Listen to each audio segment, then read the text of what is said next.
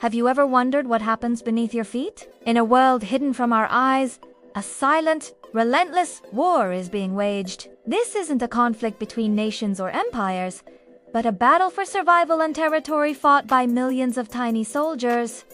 This is the endless war of the ants. In this miniature world, different ant species are locked in a constant struggle for dominance. Their battles are as complex and brutal as any in human history, driven by the fundamental need for resources. Nests, which are the ants' cities and fortresses, are the primary prize. A good nesting site provides safety from predators, stable temperatures for raising young, and a strategic base from which to forage for food. Control of territory means control over food sources like fallen fruit, small insects, or the honeydew produced by aphids.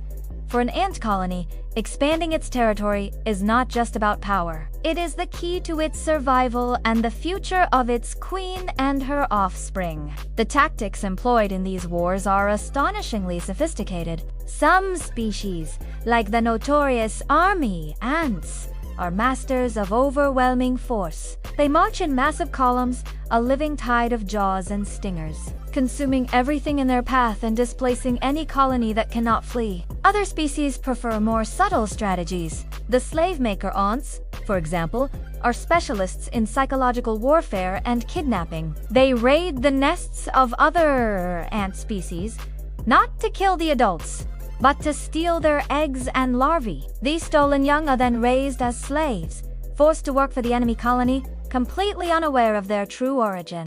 They're also chemical warfare experts. Ants communicate and fight using a complex language of pheromones. Species like the Argentine ant lay down chemical trails that repel and confuse their rivals, effectively creating no-go zones and claiming foraging grounds without a single physical fight.